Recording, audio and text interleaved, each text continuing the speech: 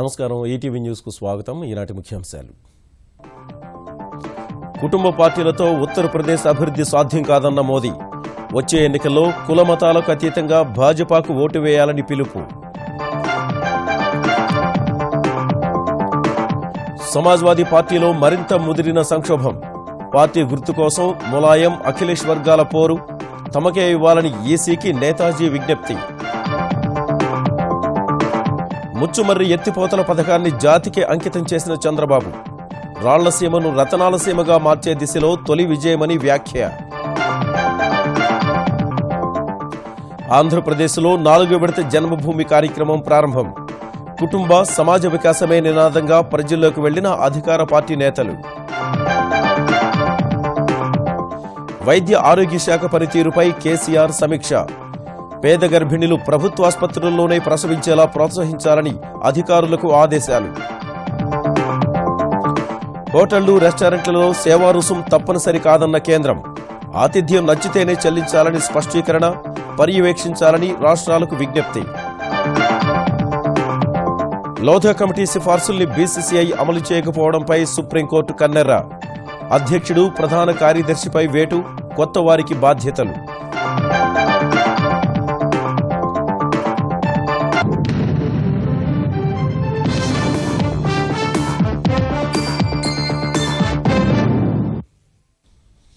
ఉత్తరప్రదేశ్ ప్రజలు శాసనసభ ఎన్నికల్లో కులాలకు అతీతంగా భాజపాకు ఓటేయాలని ప్రధాని నరేంద్ర మోదీ పిలుపునిచ్చారు. కుటుంబాన్ని, నల్లధనాన్ని కాపాడుకోవడంలో ఎస్పీ, బీఎస్పీ నిమగ్నమయ్యాయని మండిపడ్డ ఆయన ఆ పార్టీలతో యూపీ అభివృద్ధి చెందదని విమర్శించారు. అవినీతి, నల్లధనంపై యుద్దం ఆగదన్న మోదీ పెద్ద నోట్ల రద్దును వ్యతిరేకిస్తున్న విపక్షాలపై తీవ్రస్థాయిలో ధ్వజమెత్తారు. త్వరలో జరగనున్న ఉత్తరప్రదేశ్ అసెంబ్లీ ఎన్నికల కోసం ప్రచారం ముమ్మరం చేసిన భారతీయ జనతా పార్టీ లక్నవూలో భారీ బహిరంగ సభ ద్వారా సత్తా చాటింది. ఈ సభకు హాజరైన ప్రధాని నరేంద్ర మోదీ ఉత్తరప్రదేశ్లో ప్రధాన పక్షాలపై విమర్శలు ఎక్కుపెట్టారు. యూపీ ప్రజలు దశాబ్దాలుగా కుల, కుటుంబ రాజకీయాల్ని చూస్తున్నారని, వారంతా మార్పు కోసం భాజపాకు అధికారం అప్పగించాలని విజ్ఞప్తి చేశారు. అభివృద్ధి మంత్రంతో ఓటర్లను ఆకట్టుకునే ప్రయత్నం చేసిన మోదీ ప్రత్యర్థులపై తీవ్రస్థాయిలో మండిపడ్డారు. इस देश से भ्रष्टाचार खत्म होना चाहिए कि नहीं होना चाहिए? काला धन जाना चाहिए कि नहीं जाना चाहिए? हम कहते हैं भ्रष्टाचार के खिलाफ लड़ाई लड़ने की बात, काले धन के खिलाफ लड़ाई लड़ने की बात, और आपने पिछले दिनों लगातार सुना होगा, देखा होगा, सारे इकट्ठे हो जाते हैं एक बात पर। आपने कभी सपा बसपा को एक साथ देखा है? इतने सालों के बाद एक मुद्दे पर दोनों इकट्ठे हो गए। वो कहते हैं मोदी हटाओ, मैं कहता हूं काला धन हटाओ। वो कहते हैं मोदी हटाओ, मैं कहता हूं भ्रष्टाचार हटाओ। देश की जनता को तय करना है कि हमें क्या करना है. ఉత్తరప్రదేశ్ అభివృద్ధి కోసం కేంద్రం ఏటా 1,00,000 కోట్ల రూపాయలు పంపిస్తున్నా అఖిలేష్ ప్రభుత్వం వాటిని సరైన రీతిలో ఖర్చు చేయడం లేదని ప్రధాని మండిపడ్డారు. భాజపాతోనే రాష్ట్రాభివృద్ధి సాధ్యమని ఉద్ఘాటించారు. कुछ दल ऐसे हैं जिनका उत्तर प्रदेश में अता पता ही नहीं है. एक दल ऐसा है जो अपने बेटे को प्रस्थापित करने के लिए पिछले 15 साल से कोशिश कर रहा है, लेकिन अभी तक कहीं दाल गलती नजर नहीं आ रही. दूसरा दल ऐसा है वो इस चिंता में है कि पैसे कहां रखे, वो पैसे बचाने में लगे हैं. और तीसरा दल है जो पूरी ताकत परिवार का क्या होगा उसमें लगे हुए हैं. एकमात्र पार्टी भारतीय जनता पार्टी है जो उत्तर प्रदेश को बचाने के लिए आई है. और इसलिए मैं उत्तर प्रदेश वासियों को कहने आया हूं कि इस परिवर्तन और आधा अधूरा मत करना. भारी बहुमत से आप भारतीय जनता पार्टी को विजयी बनाइए. పెద్ద నోట్ల రద్దు విషయంలో విపక్షాలపై ప్రధాని మరోమారు తీవ్రంగా ధ్వజమెత్తారు. मोदी पैसा ले ले तो भी वो परेशान, और मोदी गरीबों को पैसे दे दे तो भी परेशान. इनकी कुर्सियां हिल रही हैं, कुर्सियां हिल रही है, इसलिए इनको परेशानी हो. ये इररिलेवेंट हो गए और इसलिए विरोध का रास्ता अपनाने जा रहे हैं. देश भली भांति इनको पहचान गया है. देश कभी भी ऐसे लोगों को माफ करने वाला नहीं है. और मैं देशवासियों को कहना चाहता हूं, भ्रष्टाचार, काले धन के खिलाफ ये लड़ाई कभी रुकने वाली नहीं है. हम जड़ मूल से उसको उखाड़ करके रहने वाले. ये गरीबों को लूटा गया है। ये गरीबों को लौटाने के लिए हमने ये बीड़ा उठाया है। ये मध्यम वर्ग के लोगों का शोषण किया है। उस शोषण को रोकने के लिए हमने इतनी बड़ी लड़ाई को छेड़ा है। పరివర్తన్ సభకు భారీ సంఖ్యలో ప్రజలు హాజరు కావడాన్ని బట్టి చూస్తే అసెంబ్లీ ఎన్నికల్లో భాజపా విజయం ఏ స్థాయిలో ఉంటుందో అర్థమవుతోందని మోదీ వ్యాఖ్యానించారు. సమాజ్వాదీ పార్టీలో తలెత్తిన రాజకీయ సంక్షోభం అంతకంతకు ముదురుతోంది. రెండుగా చీలిపోయిన ములాయం, అఖిలేష్ వర్గాలు పార్టీ గుర్తు సైకిల్ కోసం పోరు ముమ్మరం చేశాయి. ముఖ్యమంత్రి అఖిలేష్ను పార్టీ జాతీయ అధ్యక్షుడిగా ఆయన వర్గం ప్రకటించిన నేపథ్యంలో సైకిల్ గుర్తు తమకే దక్కేలా చూడాలని ములాయం సింగ్ యాదవ్ ఎన్నికల సంఘానికి విజ్ఞప్తి చేశారు. ఈ మేరకు శివపాల్ యాదవ్, అమర్ సింగ్, జయప్రదతో కలిసి ఈసీ ప్రధాన కార్యాలయానికి వెళ్లిన ములాయం సమాజ్వాదీ పార్టీ జాతీయ అధ్యక్షుడిగా అఖిలేష్ ఎన్నిక సరికాదని వివరించారు. పార్టీ గుర్తు తమ వర్గానికే దక్కాలని కోరారు. అఖిలేష్ వర్గం తరఫున ములాయం సోదరుడు రామ్ గోపాల్ యాదవ్ రేపు ఎన్నికల సంఘాన్ని ఆశ్రయించి సైకిల్ గుర్తు తమకే చెందుతుందని వాదన వినిపించనున్నారు. రాళ్లసీమను రతనాలసీమగా మార్చే దిశలో ముచ్చుమర్రి ఎత్తిపోతల ద్వారా తొలి విజయం సాధించారని ముఖ్యమంత్రి చంద్రబాబు చెప్పారు. రాయలసీమ సహా నెల్లూరుకు ప్రాణనాడి అయిన కర్నూలు జిల్లాలోని ముచ్చుమర్రి ఎత్తిపోతలను జాతికి అంకితం చేసిన ఆయన శాశ్వత కరువు ప్రాంతానికి శాశ్వత పరిష్కారం చూపామని పేర్కొన్నారు. రాయలసీమలో మొదలుపెట్టిన ప్రతి ప్రాజెక్టును పూర్తి చేసి తీరుతానని హామీ ఇచ్చిన చంద్రబాబు అందరికీ ఉద్యోగాల్లో సమాన అవకాశాలు ఉండేలా రాజధాని అమరావతిని ఫ్రీ జోన్ చేస్తున్నామని ప్రకటించారు.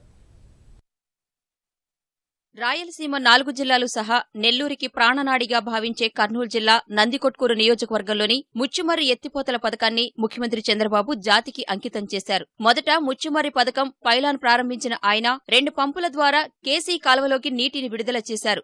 దశాబ్దాల కల నెరవేరిన వేళ రైతుల్లో ఒక్కసారిగా ఆనందం వెల్లివిరిసింది. ముచ్చుమర్రి నుంచి 12 పంపుల ద్వారా హంద్రినివాకు, 4 పంపుల సాయంతో కేసీ కెనాల్ కు నీళ్లు తీసుకువెళ్లొచ్చని చంద్రబాబు తెలిపారు. కేసీ కెనాల్ 1873లో పూర్తవగా దాదాపు 1.5 శతాబ్దం తర్వాత ఆ కాలువలో నీళ్లు పారిస్తున్నామన్నారు. ఉమ్మడి ఆంధ్రప్రదేశ్ కు 9 ఏళ్లు ముఖ్యమంత్రిగా పనిచేసిన అనుభవంతో ఎక్కడా ఆందోళనలు తలెత్తకుండా వ్యూహాత్మకంగా ప్రాజెక్టులు కట్టి దాహార్తి తీరుస్తున్నట్లు బాబు వివరించారు. ప్రాజెక్టుల నిర్వాసితులను అన్ని విధాలా ఆదుకుంటామని స్పష్టం చేసిన ఆయన రాయలసీమను రతనాలసీమగా మార్చే వరకు విశ్రమించబోనని పునరుద్ఘాటించారు.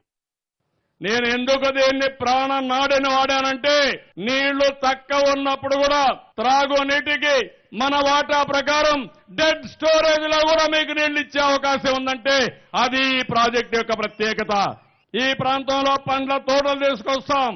ఎక్కడికక్కడ బ్రహ్మాండమైన విత్తనాల్ని నంద్యాల కేంద్రంగా పెద్ద ఎత్తున అభివృద్ధి చేసే బాధ్యత తీసుకుంటాం. కుప్పానికి నీళ్లు తీసిపోయి మునిపే పులివెందలకు కూడా నీళ్లు ఇస్తానని చెప్పాను. ఈ రోజు పులివెందలు కూడా 11వ తారీఖున గండికోట నుంచి నీళ్లు ఇస్తున్నానని చెప్పి కూడా నేను మీకు తెలియజేస్తున్నా. ఈ కార్యక్రమంలో పాల్గొన్న అనంతపురం ఎంపీ జేసీ దివాకర్ రెడ్డి పట్టిసీమ విషయంలో విపక్ష నేత జగన్ పై విమర్శలు గుప్పించారు. చంద్రబాబు రాయలసీమకు చేస్తున్న మేలును గుర్తించి ఆయన నాయకత్వాన్ని బలపరచాలని ప్రజలకు విజ్ఞప్తి చేశారు. మీరు ఇవాళ చేస్తున్నటువంటి ప్రయత్నం అన్నం తిన్నవాడు, నీళ్లు తాగిన వాడు ఎవరు మీరు మర్చిపోవద్దండి. మీరు మర్చిపోరు. ఈ చప్పట్లతో ఏమి లాభాలా? 19లో ఎలక్షన్లు వస్తాయి. మీకు నిజంగానే కృతజ్ఞత అనేది ఉంటే మనం తప్పకుండా చంద్రబాబు నాయుడు గారి నాయకత్వాన్ని బలపరచాల్సినటువంటి అవసరం ఉందని మనం చేస్తున్నా. దివాకర్ రెడ్డి ఎప్పుడూ నిజాలే మాట్లాడతారన్న చంద్రబాబు వచ్చే ఎన్నికల్లో కర్నూలు జిల్లాలోని 14 నియోజకవర్గాల్లో తెలుగుదేశానికి విజయాన్ని కట్టబెట్టాలని ప్రజలను కోరారు. ఆంధ్రప్రదేశ్లో 4వ విడత జన్మభూమి కార్యక్రమం ఘనంగా ప్రారంభమైంది. కర్నూలు జిల్లాలో జరిగిన కార్యక్రమంలో పాల్గొన్న ముఖ్యమంత్రి చంద్రబాబు అర్హులైన వారందరికీ ప్రభుత్వ పథకాలను అందించడమే లక్ష్యమని స్పష్టం చేశారు. ఈ మేరకు కుటుంబ వికాసం, సమాజ వికాసం నినాదంతో ప్రజాప్రతినిధులు, అధికారులు ప్రజల చెంతకు పాలనను తీసుకెళ్లారు. విజ్ఞాపనలు స్వీకరించి సత్వర పరిష్కారంపై దృష్టి పెట్టారు. ఆంధ్రప్రదేశ్ ప్రభుత్వం ప్రతిష్టాత్మకంగా చేపడుతున్న పథకాలపై ప్రజలకు అవగాహన కల్పించడం సహా క్షేత్రస్థాయిలో అమలు తీరును పర్యవేక్షించేందుకు ఏర్పాటు చేసిన జన్మభూమి కార్యక్రమం 4వ విడత రాష్ట్రమంతటా ప్రారంభమైంది. కర్నూలు జిల్లా తడికినపల్లిలో నిర్వహించిన జన్మభూమి కార్యక్రమంలో పాల్గొన్న ముఖ్యమంత్రి చంద్రబాబు ఆ ఊరిలో ఇల్లు లేని వారికి కొత్తవి కట్టిస్తామని హామీ ఇచ్చారు. ఆ ఊరిని ఆకర్షణీయంగా మార్చాలని అధికారులకు సూచించిన ఆయన ప్రతి ఒక్కరూ వ్యక్తిగత మరుగుదొడ్లు నిర్మించుకోవాలని సూచించారు. నాగరిక ప్రపంచంలో మరుగుదొడ్డి లేకపోతే మనం పశువుల కంటే హీనం. మీలో కూడా గుర్తుపెట్టుకోవాల్సింది కమ్యూనిటీ లెట్రిన్స్ కడతాం. మీరు వీలైనంత వరకు వ్యక్తిగత మరుగుదొడ్డి కూడా కట్టుకోవాలి. అవి కట్టుకుంటే చాలా వరకు సమస్యల పరిష్కారం అవుతాయి. అట్లా కాకుండా మీరు గాని బయట పోయి మల విసర్జన చేస్తే అది ఆరోగ్యానికి మంచిది కాదు, అది గ్రామానికి కూడా మంచిది కాదు. ఆ విషయం మీరు గుర్తుపెట్టుకోవాల్సిందిగా నేను కోరుతున్నాను. కుటుంబ వికాసమే సమాజ వికాసం అంటూ రాష్ట్ర వ్యాప్తంగా నిర్వహించిన జన్మభూమి కార్యక్రమాల్లో మంత్రులు, ప్రజాప్రతినిధులు, అధికారులు పాల్గొని కుటుంబ వికాసం కోసం రూపొందించిన 10 సూత్రాలు, సమాజ వికాసం కోసం నిర్దేశించిన 15 సూత్రాలను వివరించారు. తెలంగాణలో పేద గర్భిణులు ప్రభుత్వ ఆసుపత్రుల్లోనే కాన్పులు చేసుకునేలా చర్యలు తీసుకోవాలని ముఖ్యమంత్రి కేసీఆర్ అధికారుల్ని ఆదేశించారు. మారుమూల ప్రాంతాలు, ఆదివాసీ, గిరిజన గ్రామాల్లో ఇంకా ఇళ్లలోనే ప్రసవాలు జరుగుతున్నాయని, ఇది ప్రమాదకరమని తెలుపుతూ పెద్ద ఎత్తున ప్రచారం నిర్వహించాలని సూచించారు. ఢిల్లీలో మెహల్లా క్లినిక్ పేరుతో బస్తీల్లో వైద్య సేవలందిస్తున్న తరహాలో హైదరాబాద్, వరంగల్, ఇతర నగరపాలికల్లో ఆ ప్రయత్నం చేయాలని పేర్కొన్నారు. ఢిల్లీకి వెళ్లి అధ్యయనం చేయాలని వైద్య ఆరోగ్య శాఖ అధికారుల్ని ఆదేశించారు. ప్రభుత్వ ఆసుపత్రుల్లో ప్రసూతి ఏర్పాట్లు బాగున్నాయనే నమ్మకం ప్రజల్లో కలిగేలా చర్యలు చేపట్టాలని వైద్య ఆరోగ్య శాఖపై సమీక్ష సందర్భంగా ముఖ్యమంత్రి కేసీఆర్ అధికారులకు సూచించారు. ప్రభుత్వ దవాఖానాల్లో ప్రసవం చేసుకునే మహిళలకు ప్రోత్సాహకాలు ఇవ్వాలని, పసిబిడ్డలకు 3వ నెల వచ్చే వరకు అవసరమైన వస్తువుల్ని కిట్ రూపంలో బహుమానంగా అందించాలని పేర్కొన్నారు. ప్రసూతి సమయంలో శిశువుల మరణాలు 0కు తగ్గాలని ముఖ్యమంత్రి కేసీఆర్ అధికారులకు లక్ష్యం నిర్దేశించారు. వచ్చే బడ్జెట్లో వైద్య ఆరోగ్య శాఖకు నిధుల కేటాయింపు పెంచుతామని వెల్లడించారు. హైదరాబాద్లో ప్రాంతీయ క్రీడా కేంద్రం ఏర్పాటు చేస్తామని కేంద్ర క్రీడల శాఖ మంత్రి విజయ్ గోయల్ ప్రకటించారు. తెలంగాణ పర్యటనకు వచ్చిన ఆయన ప్రగతి భవన్లో ముఖ్యమంత్రి కేసీఆర్ను కలిశారు. ప్రభుత్వం భూమి కేటాయిస్తుందని, క్రీడా కేంద్రం ఏర్పాటు చేయాలన్న కేసీఆర్ విజ్ఞప్తిపై సానుకూలంగా స్పందించిన విజయ్ గోయల్ హైదరాబాద్లో ప్రాంతీయ కేంద్రం ఏర్పాటు చేసి రాష్ట్రంలో క్రీడల అభివృద్ధికి కృషి చేస్తామని తెలిపారు. తెరాస ప్రభుత్వం ప్రతిష్టాత్మకంగా అమలు చేస్తున్న 2 పడక గదుల ఇళ్ల పథకంపై ఆసక్తి కనబర్చిన కేంద్ర మంత్రి ఎర్రవల్లి, నర్సన్నపేటలో నిర్మించిన ఇళ్లను రేపు పరిశీలించనున్నారు. వారసత్వ సంపద కలిగిన వరంగల్తో పాటు పర్యాటక కేంద్రం లక్నవరాన్ని కూడా ఆయన సందర్శించనున్నారు. బోర్డు నిర్వహణలో సంస్కరణల కోసం లోధా కమిటీ సూచనల్ని అమలు చేయడంలో నిర్లక్ష్యం వహించిన భారత క్రికెట్ నియంత్రణ మండలిపై సుప్రీంకోర్టు కఠిన చర్యలు తీసుకుంది. అధ్యక్షుడు అనురాగ్ ఠాకూర్, కార్యదర్శి అజయ్ షిర్కేలపై ఉద్వాసన వేటు. వారి స్థానంలో సీనియర్ ఉపాధ్యక్షుడు, కార్యదర్శికి బీసీసీఐ బాధ్యతలు అప్పగించింది. బోర్డు స్వయం ప్రతిపత్తి కోసమే తమ పోరాటమన్న అనురాగ్ ఠాకూర్ పదవి విరమణ చేసిన న్యాయమూర్తుల ఆధ్వర్యంలో బీసీసీఐ చక్కగా పనిచేయగలదని ఆకాంక్షించారు. బోర్డు నిర్వహణ, పరిపాలనల సంస్కరణలపై ధిక్కార స్వరం వినిపిస్తున్న భారత క్రికెట్ నియంత్రణ మండలి బీసీసీఐకి సుప్రీంకోర్టులో గట్టి ఎదురుదెబ్బ తగిలింది. సంస్కరణలపై తాము నియమించిన లోధా కమిటీ సూచనల అమలులో నిర్లక్ష్యం వహించిన బీసీసీఐపై గతంలోనే ఆగ్రహం వ్యక్తం చేసిన సుప్రీంకోర్టు తాజాగా కఠిన చర్యలకు దిగింది. బీసీసీఐ అధ్యక్షుడు అనురాగ్ ఠాకూర్, కార్యదర్శి అజయ్ షిర్కేలను తొలగిస్తూ ప్రధాన న్యాయమూర్తి జస్టిస్ టీఎస్ ఠాకూర్ నేతృత్వంలోని ధర్మాసనం తీర్పు వెలువరించింది. కోర్టు ధిక్కార నేరం కింద ఎందుకు చర్యలు తీసుకోకూడదో చెప్పాలని వారిని ప్రశ్నించిన సుప్రీంకోర్టు బీసీసీఐ నిర్వహణ పరిపాలకుల కమిటీ ఆధ్వర్యంలో జరుగుతుందని స్పష్టం చేసింది. కమిటీ సభ్యుల ఎంపిక విషయంలో సాయం చేయాలని సీనియర్ న్యాయవాదులు ఫాలీ నారిమన్, గోపాల్ సుబ్రహ్మణ్యంలను కోరింది. తొలగించిన అధ్యక్ష, కార్యదర్శుల స్థానంలో సీనియర్ ఉపాధ్యక్షుడు, సహాయ కార్యదర్శి విధులు నిర్వహిస్తారని కోర్టు స్పష్టం చేసింది. సుప్రీంకోర్టు తీర్పును స్వాగతించిన జస్టిస్ లోధా క్రికెట్కు, ప్రేక్షకులకు మేలు జరుగుతుందని ఆకాంక్షించారు. ऑफिस बेरर्स को अपॉर्चुनिटी दी कि वो टाइमलाइंस के तहत काम करे और सुप्रीम कोर्ट का फैसला इम्प्लीमेंट करे। चूंकि उन्होंने सुप्रीम कोर्ट का फैसला इम्प्लीमेंट नहीं किया, हमें सुप्रीम कोर्ट में 3 रिपोर्ट देनी पड़ी एंड उस रिपोर्ट के आधार पर और बीसीसीआई और इनके अधिकारियों को सुनकर सुप्रीम कोर्ट ने आज आदेश दिया है। अब उम्मीद है कि सुप्रीम कोर्ट का आदेश जो 18 जुलाई 2016 को पास हुआ और हमारी रिपोर्ट जो है वो अब क्रियान्वित होगी। సుప్రీంకోర్టు తీర్పుపై తనదైన రీతిలో స్పందించిన అనురాగ్ ఠాకూర్ పదవీ విరమణ చేసిన న్యాయమూర్తుల ఆధ్వర్యంలో బీసీసీఐ సమర్థంగా పనిచేయగలదని వ్యాఖ్యానించారు. బోర్డు స్వయం ప్రతిపత్తి కోసం ఆరాటం తప్ప సుప్రీంకోర్టుతో తమకు వ్యక్తిగత వైరం ఏమీ లేదని స్పష్టం చేశారు. It was a battle for the autonomy of the sports body. I respect the Honorable Supreme Court as any citizen should. Honorable Supreme Court judges feel that BCCI could do better under retired judges. I wish them all the best. I'm sure cricket will do better under their guidance. బీసీసీఐలో సంస్కరణలపై Lodha committee సిఫార్సులు అమలు చేయాలని గతంలోనే supreme court సూచించినప్పటికీ అందుకు విరుద్ధంగా selection కమిటీలో 5 సభ్యులను ఎంపిక చేయడం సహా కార్యదర్శిగా అజయ్ షిర్కేను బీసీసీఐ నియమించింది. ఈ పరిణామాల నేపథ్యంలో తాజా తీర్పు వెలువరించిన సుప్రీంకోర్టు తదుపరి విచారణను ఈ నెల 19కి వాయిదా వేసింది. దేశంలో అవినీతి క్యాన్సర్ వ్యాధిలా వ్యాపిస్తోందని కేంద్ర మంత్రి వెంకయ్య నాయుడు వ్యాఖ్యానించారు. నల్లధనంపై యుద్ధంలో తొలి విజయం దక్కిందన్న వెంకయ్య పెద్ద నోట్ల రద్దు ద్వారా ప్రధాని మోదీ నల్ల కుబేరులకు అన్ని మార్గాలను మూసివేశారని గుర్తు చేశారు. నోట్ల రద్దు తర్వాత పెద్ద ఎత్తున బ్యాంకుల్లోకి డబ్బు జమైందని తెలిపిన వెంకయ్య అది పేద ప్రజల సంక్షేమానికే వెచ్చిస్తామని చెన్నైలో వివరించారు. పలు బ్యాంకులు రుణాలపై వడ్డీ రేట్లు తగ్గించాయన్న ఆయన తద్వారా పేదలకు మేలు జరుగుతుందని పేర్కొన్నారు. More and more benefits will flow in future. This is the beginning of the victory of the war against the corrupt and black money holders. The war will continue till the last rupee of black money is traced out. Corruption-free India is beginning to take shape. PM wants honest Indians to be the king of new India in the making. Tirupati Shri Venkateswara విశ్వవిద్యాలయంలో రేపటి నుంచి 5 రోజుల పాటు జరగనున్న 104వ భారతీయ శాస్త్ర సాంకేతిక సదస్సును ప్రధాని నరేంద్ర మోదీ ప్రారంభించనున్నారు. దేశాభివృద్ధికి శాస్త్ర సాంకేతికత అనే అంశంపై జరగనున్న ఈ సదస్సుకు 6 నోబెల్ గ్రహీతలు సహా సుమారు 14,000 మంది శాస్త్రవేత్తలు, ఇతర ప్రముఖులు హాజరు కానుండగా ప్రధాని ప్రారంభోపన్యాసం చేస్తారు. అనంతరం జరిగే తేనీటి విందులో నోబెల్ గ్రహీతలతో పాటు భారత్లోని 50 మంది సుప్రసిద్ధ శాస్త్రవేత్తలతో మోదీ ప్రత్యేకంగా భేటీ కానున్నారు. తర్వాత తిరుమలకు వెళ్లి శ్రీవారి దర్శనం చేసుకుని ఢిల్లీ పయనమవనున్నారు. సుమారు 6 గంటల పాటు జరిగే మోదీ పర్యటన కోసం తిరుపతి సహా తిరుమల ఘాట్ రోడ్లలో భద్రత కట్టుదిట్టం చేశారు. చేనేతకు చేయూతనిచ్చేలా ప్రతి సోమవారం ప్రజాప్రతినిధులు, ప్రభుత్వ ఉద్యోగులు చేనేత వస్త్రాలు ధరించేలా చూడాలంటూ సహచరుల్ని కోరిన తెలంగాణ ఐటీ శాఖ మంత్రి కేటీఆర్ ఇవాళ కార్యాలయానికి ఖాదీ దుస్తుల్లో వచ్చారు. ఆయనతో పాటు తెలంగాణ పంచాయతీరాజ్ కార్యాలయంలో విధులు నిర్వర్తించే అధికారులు, ఉద్యోగులు కూడా ఖద్దరు బట్టల్లో వచ్చారు. తన విజ్ఞప్తితో చేనేత దుస్తుల్లో వచ్చిన అధికారుల్ని కేటీఆర్ అభినందించారు. తెలంగాణలో చేనేత విక్రయ కేంద్రాలు పెంచడం సహా ఆన్లైన్ ఆర్డర్లు స్వీకరించేందుకు వెబ్సైట్ ఆధునికీకరించాలని అధికారులకు మంత్రి సూచించారు. నకిలీ పత్రాలు తయారు చేసి ఇతరుల స్థలాల్ని అక్రమంగా విక్రయిస్తున్న ఓ ముఠా గుట్టును రాచకొండ పోలీసులు రట్టు చేశారు. 5 సభ్యుల ఈ ముఠా హైదరాబాద్ చుట్టుపక్కల అనేక మందిని మోసం చేసినట్లు పోలీసులు గుర్తించారు. వీరి నుంచి భారీ సంఖ్యలో నకిలీ స్థలపత్రాలు, స్టాంపుల్ని స్వాధీనం చేసుకున్నారు.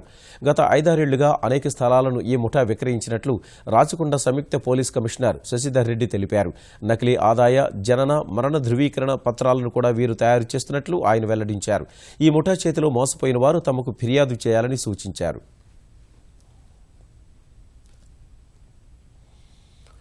ఒకరి మతాన్ని మరొకరు గౌరవించుకుంటూ ఆంధ్రప్రదేశ్లో మత సామరస్యానికి ప్రజలు అధిక ప్రాధాన్యం ఇవ్వాలని ముఖ్యమంత్రి చంద్రబాబు సూచించారు. పేద హిందువులకు ఉచిత ఆధ్యాత్మిక యాత్రను అందించేందుకు తీసుకొచ్చిన దివ్య దర్శనం పథకాన్ని ఆయన విజయవాడలో ప్రారంభించారు. తొలి యాత్రకు 4 బస్సుల్లో 170 మందికి పైగా భక్తులు బయలుదేరగా చంద్రబాబు జెండా ఊపి యాత్రను ప్రారంభించారు. ఏటా ప్రతి జిల్లా నుంచి సుమారు 10,000 మంది భక్తులకు ఈ యాత్రలో అవకాశం కల్పించనున్నట్లు ఆయన తెలిపారు. మూత్రపిండాల వ్యాధితో బాధపడుతున్న శ్రీకాకుళం జిల్లా ఉద్దానం వాసుల్ని జనసేన అధినేత పవన్ కళ్యాణ్ రేపు పరామర్శించనున్నారు. ఇందుకోసం విశాఖపట్నం చేరుకున్న పవన్కు విమానాశ్రయంలో అభిమానులు ఘన స్వాగతం పలికారు. రేపు విశాఖ నుంచి రోడ్డు మార్గంలో ఇచ్చాపురం చేరుకోనున్న పవన్ శ్రీ మణికంఠ థియేటర్లో కిడ్నీ వ్యాధిగ్రస్తుల్ని పరామర్శిస్తారు. అనంతరం రోడ్ షో నిర్వహించి బస్టాండ్ కూడలిలో ప్రజలను ఉద్దేశించి ప్రసంగించే అవకాశం ఉంది. ఖండాంతర క్షిపణి అగ్ని 5ను ఇటీవల విజయవంతంగా పరీక్షించిన భారత్ ఇవాళ 4,000 కిలోమీటర్ల దూరంలోని లక్ష్యాలు ఛేదించగలిగే అగ్ని 4 క్షిపణి ప్రయోగాన్ని విజయవంతం చేసింది. ఒడిశా బాలాసోర్లోని అబ్దుల్ కలాం ద్వీపంలో లాంచ్ కాంప్లెక్స్ 4 నుంచి ఉదయం 11:55 ఈ క్షిపణిని ప్రయోగించగా నిర్దేశిత లక్ష్యాన్ని విజయవంతంగా ఛేదించింది. క్షిపణి గమనాన్ని పరిశీలించేందుకు తీర ప్రాంతంలో రాడార్లతో పాటు లక్ష్యానికి సమీపంలో 2 నౌకల్ని మోహరించారు. 1000 కిలోల అణుపేలుడు పదార్థాలను మోసుకెళ్లే సామర్థ్యం గల అగ్ని 4 క్షిపణి ప్రయోగం విజయవంతం కావడం ఇది 6వసారి. కులం, మతం, జాతి, భాష, సమాజం పేరుతో రాజకీయ నాయకులు ఓట్లు అడగరాదని సుప్రీంకోర్టు రాజ్యాంగ ధర్మాసనం స్పష్టం చేసింది. అలా చేస్తే ఎన్నికల చట్టం ప్రకారం అది అక్రమమే అవుతుందని 7 న్యాయమూర్తులతో కూడిన ధర్మాసనం తేల్చి చెప్పింది. హిందుత్వ కేసులో దాఖలైన వివిధ పిటిషన్లపై విచారణ జరిపిన సర్వోన్నత న్యాయస్థానం ఈ మేరకు చరిత్రాత్మక తీర్పు వెలువరించింది. ఎన్నికల నిర్వహణ అనేది లౌకిక ప్రక్రియ అని, దాన్ని అలాగే కొనసాగించాలని పేర్కొంది. మనిషికి దేవుడికి మధ్య ఉన్న సంబంధం వ్యక్తిగతమైనదన్న ధర్మాసనం అందులో ప్రభుత్వం జోక్యం చేసుకోవడం నిషిద్ధమని వివరించింది. ఎన్నికల్లో లబ్ధికి మతాన్ని దుర్వినియోగం చేయడం అవినీతి కిందకే వస్తుందని ప్రజా ప్రాతినిధ్య చట్టంలోని సెక్షన్ 123ను సుప్రీంకోర్టు ఉటంకించింది. హోటళ్లు రెస్టారెంట్లలో సేవా రుసుమును వినియోగదారులు తప్పనిసరిగా చెల్లించాల్సిన అవసరం లేదని కేంద్రం స్పష్టం చేసింది. సేవా రుసుము చెల్లింపును వినియోగదారుల విచక్షణకే వదిలివేయాలని తేల్చి చెప్పింది. ఈ మేరకు హోటళ్లు రెస్టారెంట్లలో ఈ సమాచారాన్ని ప్రదర్శించేలా చర్యలు తీసుకోవాలని అన్ని రాష్ట్రాలను కేంద్ర వినియోగదారుల వ్యవహారాల శాఖ కోరింది. ప్రస్తుతం రెస్టారెంట్లలో 12.5% వ్యాట్, 6% సేవా పన్నుకు అదనంగా సేవా రుసుములు వసూలు చేస్తున్నారు. చాలా హోటళ్లలో 10% వరకు సేవా రుసుమును వసూలు చేస్తుండగా ఇకపై వినియోగదారుల అనుమతి లేనిదే సేవా రుసుము వసూలు చేసే వీలుండదు. వినియోగదారుల హక్కుల్ని కాపాడే దిశగా కేంద్రం ఈ నిర్ణయం తీసుకుంది. దేశ మౌలిక వసతుల రంగం నవంబర్లో మెరుగైన వృద్ధిని నమోదు చేసింది. బొగ్గు, ఉక్కు, విద్యుత్ రంగాలు మంచి పనితీరు కనపరచడం వల్ల మౌలిక వసతుల రంగం 2016 నవంబర్లో 4.9% వృద్ధి చెందింది. ఈ వృద్ధి రేటు 2015 నవంబర్లో 0.6% మాత్రమే ఉండగా ఈసారి గణనీయంగా పుంజుకుంది. మొత్తం పారిశ్రామికోత్పత్తిలో 38% వాటా కలిగిన 8 కీలక పరిశ్రమలు 2015 ఏప్రిల్ నవంబర్ మధ్య 2.5% మేర పెరగా 2016లో 4.9% వృద్ధి చెందినట్లు వాణిజ్య పరిశ్రమల శాఖ వెల్లడించింది. నవంబర్లో బొగ్గు, ఉక్కు, విద్యుత్, చమురు శుద్ధి, సిమెంట్ పరిశ్రమలు సంతృప్తికర వృద్ధిని నమోదు చేయగా ముడి చమురు, సహజ వాయువు ఉత్పత్తి మాత్రం తగ్గినట్లు తెలిపింది.